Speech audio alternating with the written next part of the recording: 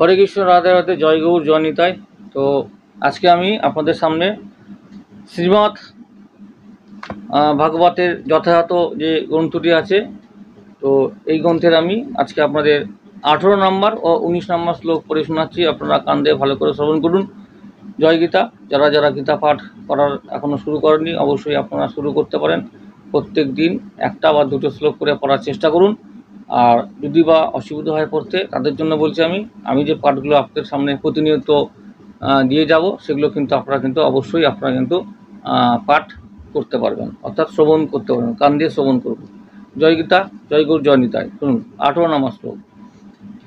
অন্তবন্ত ইমে দেহা নিত্যশোক্তা শরীরীন অনাসীনহ প্রণয়াস্য তস্মাদ যুদ্ধস্ব ভারত।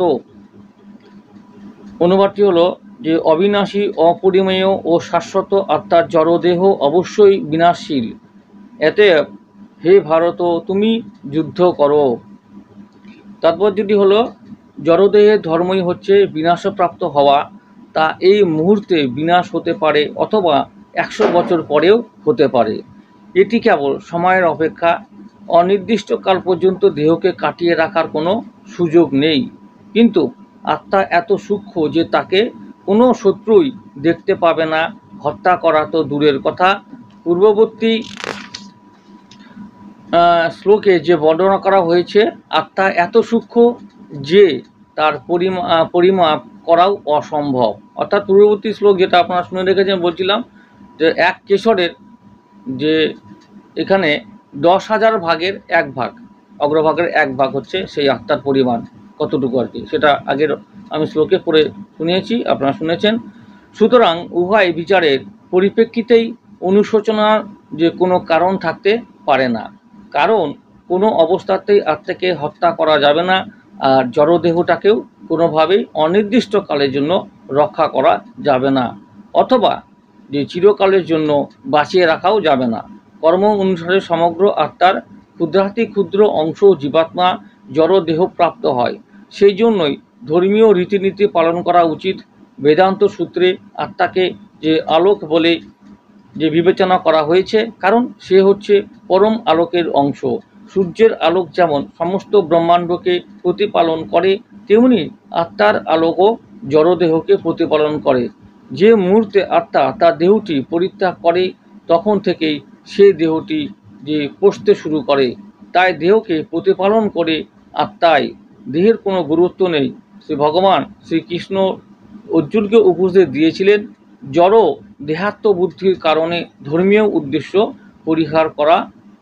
পরিহার করে যুদ্ধ করত।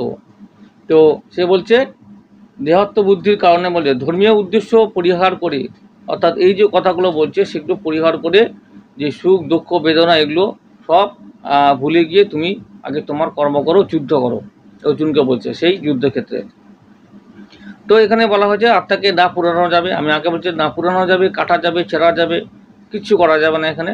তো এক কেশরের 10,000 ভাগের অগ্রভাগের 1 ভাগ হচ্ছে সেই আত্মার পরিবার। তো এটি তো শুধু আমাদের দেহ পরিবর্তন করে, এক দেহ থেকে বেরিয়ে গিয়ে আর একটা নতুন দেহ যে এখানে ধারণ করে, এই হচ্ছে আত্মার হচ্ছে পরিচয় আর কি। তো এখানে 18 নম্বর শ্লোকটি পড়ে শোনানো হলো। 19 নম্বর শ্লোকটি শুনুন আপনারা। যহ ইদং ব্যক্তি হন্তারঙ্গ যস্য নঙ্গ মন্যতে হতম উভৌ তো ন বিজানিত নয়ং হন্তি ন হন্যতে। যিনি জীবাত্মাকে হন্তা বলে মনে করেন কিংবা যিনি একে নিহত বলে ভাবেন, উভয় প্রকৃত জ্ঞানী নন। কারণ আত্মা কাউকে হত্যা করেন না এবং কারো দ্বারা নিহতও হন না। আত্মা কাউকে হত্যাও করেন না এবং কারো দ্বারা নিহতও হয় না। তো তাৎপর্য হলো, যখন কোনো দেহধারী জীব যে মারাত্মক অস্ত্রের দ্বারাই আঘাতপ্রাপ্ত হয়, তখন জানতে হবে যে দেহস্থিত আত্মার মৃত্যু হয় না। আত্মা এত সূক্ষ্ম যে কোনো জাগতিক যে অস্ত্রের দ্বারাই তাকে হত্যা করা সম্ভব নয়। পরবর্তী শ্লোকে যে সম্বন্ধে বলা হয়েছে, আরও তাছাড়াও আত্মা চিন্ময় যে হবার ফলে তার বিনাশ হয় না। যার মৃত্যু হয় অথবা মৃত্যু হয়েছে বলে মনে হয়, তা হচ্ছে কেবল জড়দেহটি। অবশ্য এর মাধ্যমে দেহকে হত্যা করার জন্য উৎসাহিত করা হচ্ছে না।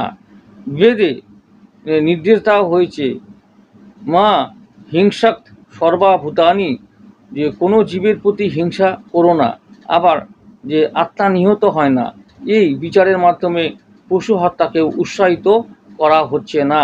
বিনা কারণে অন্যায়ভাবে কারো দেহ হত্যা করা অত্যন্তই যে গহিত এবং রাষ্ট্রের আইন অনুসারে ও ভগবানের যে বিধানের তা শাস্তিযোগ্য।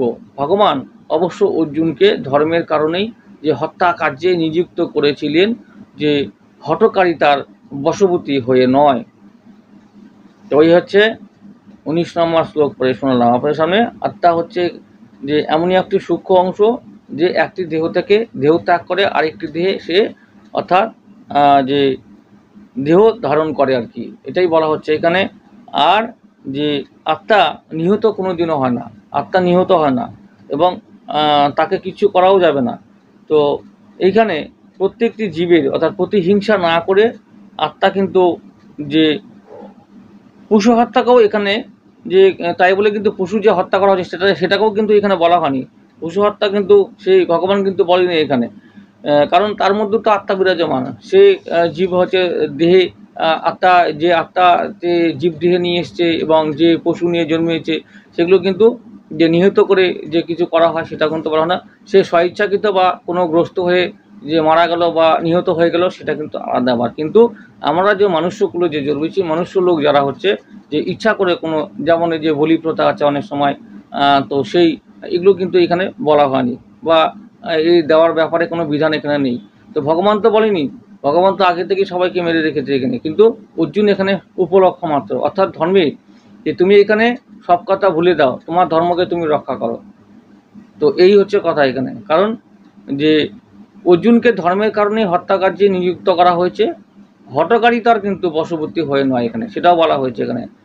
হত্যাকার্য করা হয়েছে কিন্তু হঠকারী সিদ্ধান্ত বা হঠকারী বশবর্তী হয়ে এখানে শ্রীকৃষ্ণ এখানে কিন্তু বলেনি তাকে। তার ধর্ম অর্থাৎ এই যে যুদ্ধক্ষেত্রে এত বড় তার যে তার হচ্ছে যে আত্মীয় স্বজন ভাইরা, অর্থাৎ যে যে সমস্ত এখানে যুদ্ধক্ষেত্রে উপস্থিত ছিলেন, যারা বয়স জ্যেষ্ঠ যারা, তো তো তাদেরকে কিন্তু হত্যা করতে সে অর্জুন প্রথমে চাননি।